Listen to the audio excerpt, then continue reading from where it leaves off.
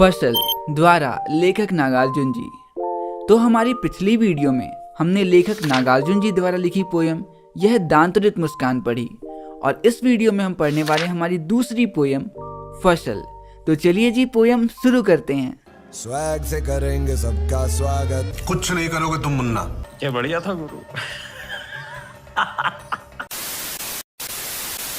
बचपन से ही प्रकाश संश्लेषण मतलब फोटोसिंथेसिस हमारी साइंस की बुक से जाने का नाम ही नहीं लेता और इस बार तो हद ही हो गई है, वो हमारी हिंदी की बुक में भी आ गया।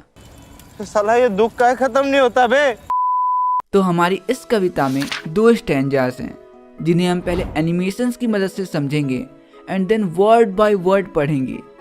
तो हमारे पहले काव्यांश में कवि बताते हैं, यूं तो किसी पेड़ या पौधे को उगाने के लिए 4 मेन चीज़ों की आवश्यकता पड़ती हैं और वो 4 मेन चीज़ें हवा, पानी, मिट्टी और सनलाइट, जो चारों की चारों चीज़ें ही पृथ्वी में पहले से ही उपलब्ध हैं और एक पेड़ या पौधे को लगाने के लिए मनुष्य की कोई भी आवश्यकता नहीं है।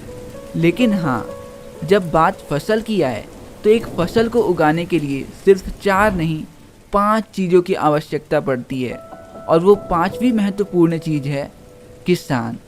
और सिर्फ एक किसान ही नहीं, हजारों खेत में लाखों करोड़ों किसानों की मेहनत, न जाने कितने नदियों का पानी और कितने प्रकार की मिट्टी से दुनिया के अलग अलग हिस्से में अलग अलग प्रकार की फसल पैदा होती है। इन्हीं बातों को कवि नागार्जुन जी हमारे पहले काव्यांश में लिखते हुए कहते हैं, एक के नहीं, 2 के नहीं, ढेर सारी नदियों के पानी का जादू। मतलब इस दुनिया में हजारों लाखों खेत हैं और उन खेतों में फसल उगाने के लिए सिर्फ 1 या 2 नहीं, न जाने कितनी सारी नदियों के पानी का जादू लगता है, तब कहीं जाके एक फसल तैयार होती है। 1 के नहीं, 2 के नहीं, लाख लाख कोटि कोटि हाथों के स्पर्श की गरिमा। कोटि कोटि मतलब होता है करोड़ों करोड़ों और गरिमा मतलब गर्व से। मतलब इन हजारों लाखों खेतों में लाखों करोड़ों किसान पूरे गर्व से दिन रात मेहनत करते हैं, तब कहीं जाके ये फसल पैदा होती है। 1 की नहीं, 2 की नहीं, हजार हजार खेतों के मिट्टी का गुणधर्म। गुणधर्म मतलब होता है किसी चीज में पाई जाने वाली कोई ऐसी विशेष बात जो उसे बाकी सभी से बिल्कुल अलग बनाती है। मतलब दुनिया भर के खेतों में अलग अलग तरह की मिट्टियां हैं जिनसे अलग अलग तरह की फसलें उत्पन्न होती हैं और इस प्रकार किसी खेत में उगाई गई फसल उस मिट्टी के गुण धर्म को अपने साथ लेकर उत्पन्न होती है। तो यहीं पे खत्म होता है हमारा पहला स्टैंजा और अगले स्टैंजा में बढ़ने से पहले ये रहा हमारे इस छोटे से स्टैंजा से आपके लिए एक नन्हा सा सवाल आपकी स्क्रीन पे। और आपका सवाल है, मिट्टी का गुण धर्म किसे कहा गया है?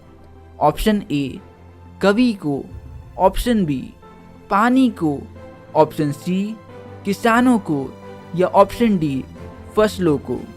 आंसर आपको नीचे कमेंट्स में बताना है और अपना आंसर लॉक करने के लिए आपका समय शुरू होता है अब।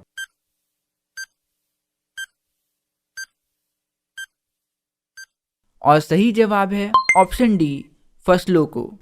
तो हमारे इस पिछले काव्यांश में कवि फसल पैदा होने के पीछे 3 मुख्य कारणों को बताए। पहला नदियों का पानी, दूसरा किसानों का स्पर्श और तीसरा मिट्टी का गुणधर्म।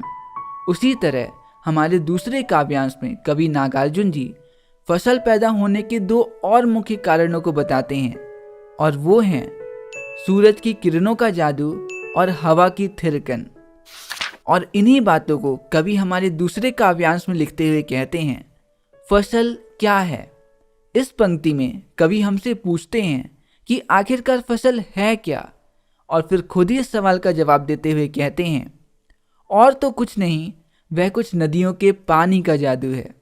इस पंक्ति में कवि कहते हैं, यूं तो फसल खुद में कुछ भी नहीं, वो तो नदियों के पानी से उत्पन्न हुआ एक जादू है। वह हाथों के स्पर्श की महिमा है और फसल लाखों करोड़ों किसानों के दिन रात की मेहनत का फल है। भूरी, काली, संदली मिट्टी का गुण धर्म है और अलग अलग खेतों में अलग अलग प्रकार की फसल, अलग अलग प्रकार की मिट्टी का गुण धर्म मतलब स्वभाव है। रूपांतर है सूरज की किरणों का, रूपांतर मतलब होता है एक रूप से किसी और रूप में परिवर्तन। मतलब फसल कुछ और नहीं, ये किसी दूसरे रूप में सूरज की गर्मी है जो फसल के रूप में हमें सामने दिखाई देती है। सिमटा हुआ संकोच है हवा की थिरकन का। सिमटा हुआ मतलब होता है सिकुड़ा हुआ सा, और संकोच मतलब हिचकिचाहट, और थिरकन मतलब होता है हल्के हल्के हाथों से किसी चीज को छूना। मतलब वो हवा ही है जिसके हल्के हल्के प्यारे प्यारे स्पर्श से फसल सांस लेती है, और सूरज की गर्मी की तरह हवा भी अपना रूप बदलकर फसल का रूप लेती है। तो हमारे इस काव्यांश में कवि ने हमें ये बताया कि हवा, पानी, मिट्टी या सूरज की गर्मी से फसल पैदा नहीं होती, बल्कि ये मिट्टी, पानी, धूप और सूरज की गर्मी ही अपना रूप बदलकर फसल का रूप ले लेती है। और ये रहा हमारे इस काव्यांश से आपका सवाल आपकी स्क्रीन पे। और आपका सवाल है, कवि के अनुसार फसल किसका बदला हुआ रूप है? ऑप्शन ए बीजों का, ऑप्शन बी खनिज पदार्थों का, ऑप्शन सी पौधों का, या ऑप्शन डी सूर्य की किरणों का।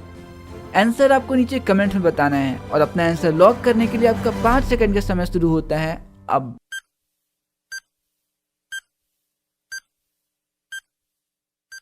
और सही जवाब है आंसर डी, सूर्य की किरणों का।